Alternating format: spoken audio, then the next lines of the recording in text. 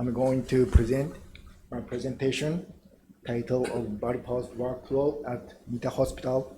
This is my hospital name in Japan.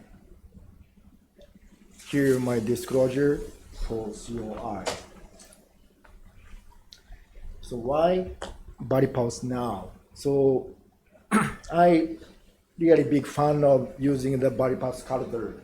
This is why I was invited to this conference, but I'll explain the why I really like using VARIPULSE catheter compared to the other PFA devices that are available in Japan now in the following slide. So firstly, let me explain the anesthesia management in my hospital. So we can use the hybrid room once a week. So when the hybrid room is available, anesthesiologist can do everything for anesthesia management, including administration of muscle relaxants. But when the hybrid room is not available, we have to do everything by ourselves, including anesthesia management. We put the eye gel connecting to the ventilator for respiratory management. And also, we put propofol for sedation and put the fentanyl for painkiller. So before we start doing the PFA ablation, we didn't have experience of putting the muscle relaxants by ourselves. But we started putting muscle relaxants for the PFA cases to prevent body moving during the ablation. So far, we don't have any complications concerning putting muscle relaxants. So let's move to the workflow overview in my hospital. Shortly, we put the catheter, visible short Cs and SL0 2 Cs in the femoral vein. Then, firstly, we acquire matrix in the RA from SVC to IVC to make visible Cs visible clearly on the 3D mapping system by Octane. Then we are going to create left atrial geometry by ice catheter SoundStar from RA by using the technology of ultrasound farm. I'll explain the details later. So I do the transeptal puncture by using a RF needle, long RF needle that is 89 centimeters. Put it in the visible Cs. Then we are going to make application by the VARIPULSE catheter to make durable lesions. Lastly, we are going to make voltage map to see if extensive encircling PV isolation was completed or not. It takes 40 to 50 minutes from the beginning of the procedure to the end of the procedure. I try to avoid the fluoroscopic use, but not zero fluoroscopic strategy, because concerning the safety reason, I'm going to use the small amount of the fluoroscopy, like less than 3 minutes or so, not zero. So I'll explain the details of the procedure.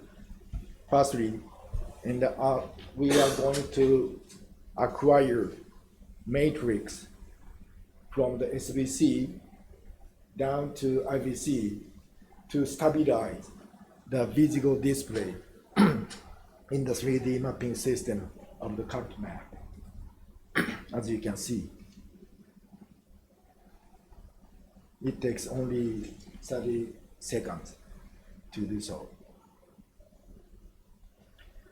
Then we are going to make a left atrial geometry by sound stuff in the visual shortcuts from RA. As you can see from IVC, you can see the RA and RB and the outer. So I really like to manipulate with only visual system. We don't touch anything about the eye sculptor to manipulate. So before making the left atrial anatomy, I really like to tag the tricuspid annulus like this, so that it's useful to insert sound stuff from RA to RB on cart images without using fluoroscopy.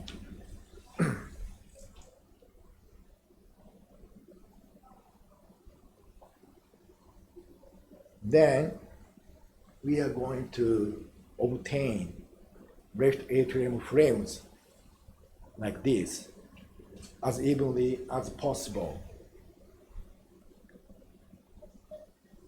This image is not clear, but we don't care about it. So after obtaining left atrium frames like this, we are going to add more frames from the RVOT to make clear left atrium images. So in this moment, it's okay if this image is not clear.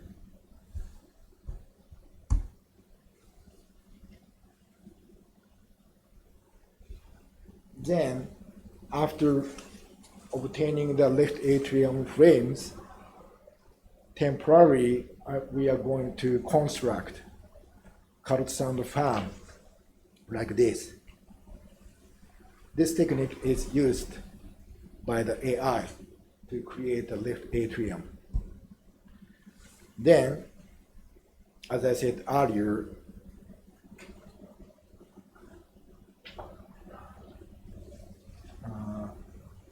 I move the eye sculptor from RA to RB to position the eye sculptor in the RVOT to acquire more images from RVOT. So as I said earlier, it's very easy to move eye sculptor from RA to RB without using fluoroscopy.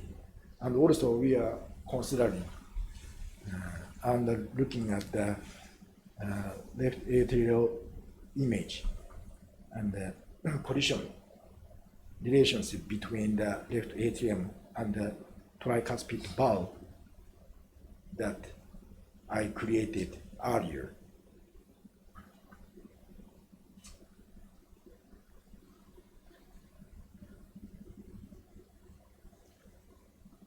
Then after inserting into the RVOT,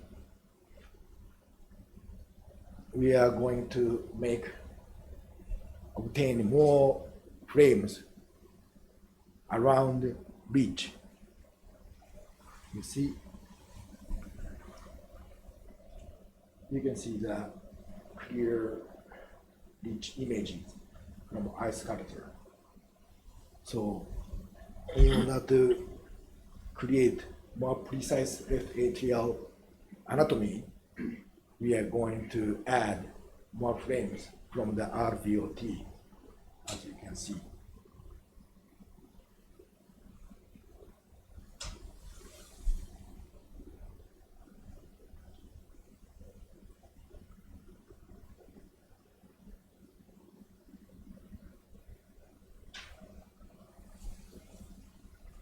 then we are going to do a transeptal approach.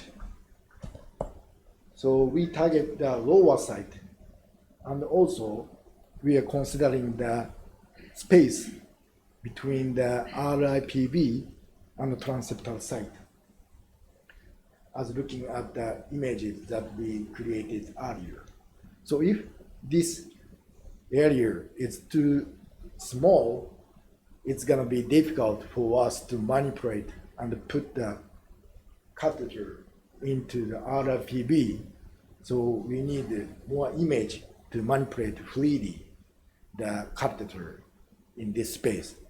So in order to do that, sometimes we are going to do the puncture at the anterior side, as looking at this image like this.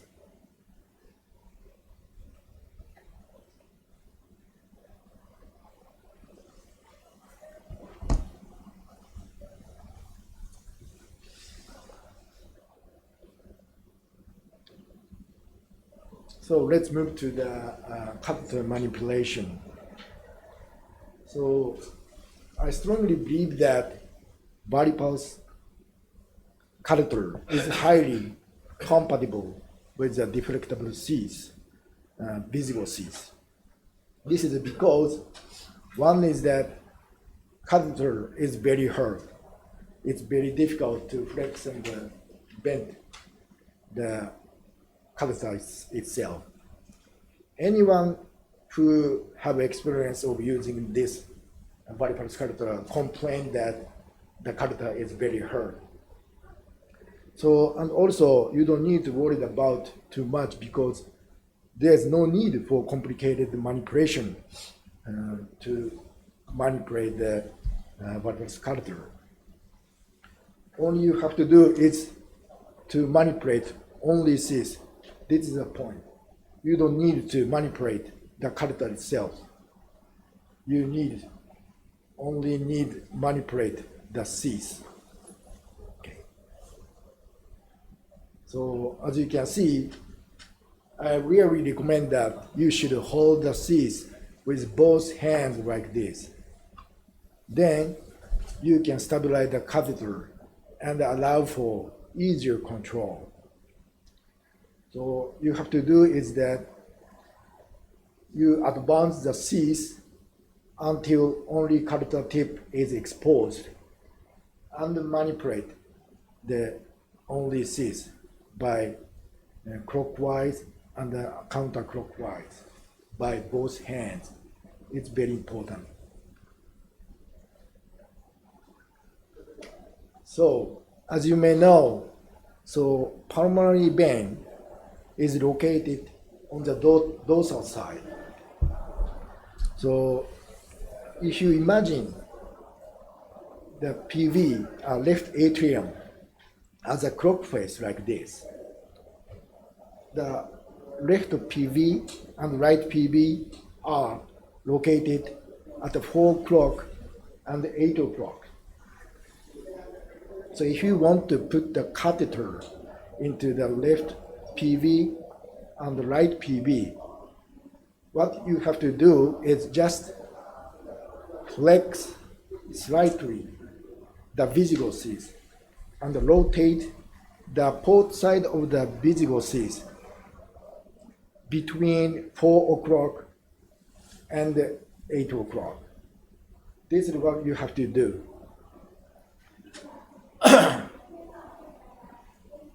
Yeah.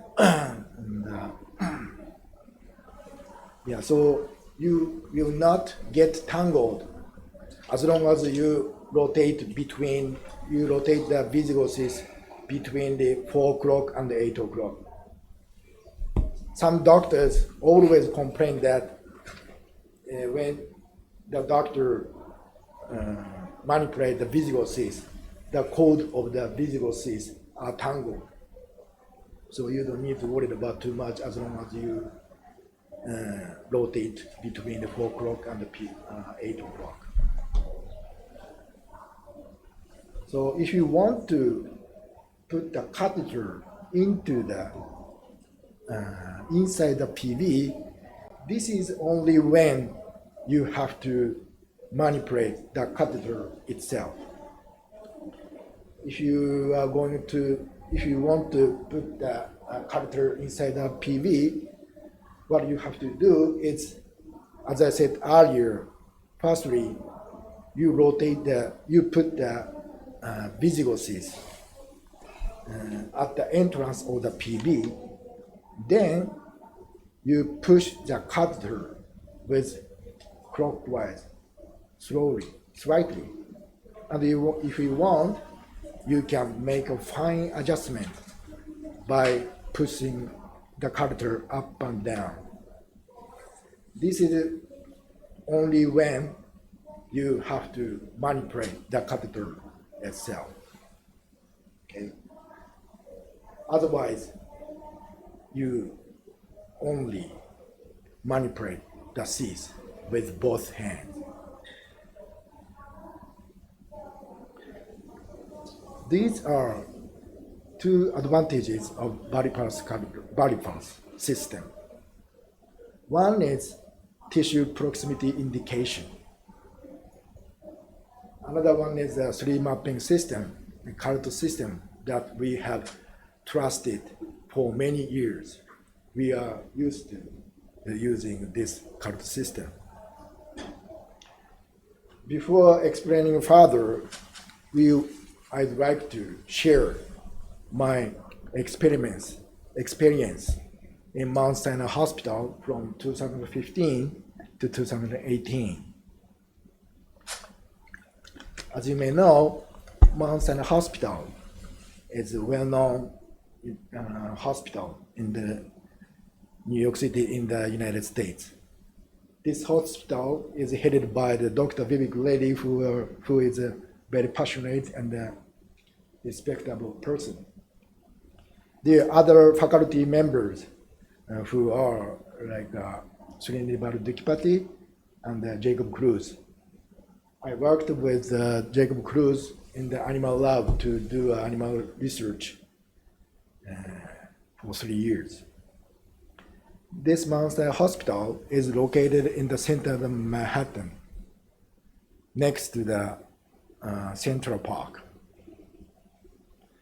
And they performed 20 to 25 catheter ablations, 4 to 6 ICD implants or generator changes, 8 to 12 pacemaker implants or generator changes a week at that time. I don't know the present cases right now, but it was a very nice experience for me. There's a device development environment in the Mount Sinai Hospital. So there are a lot of startup companies in the United States who try to invent some cutting-edge devices, including PFA devices. They brought these cutting-edge devices to Mount Sinai Hospital to do animal study to see if these devices are safe or efficacy.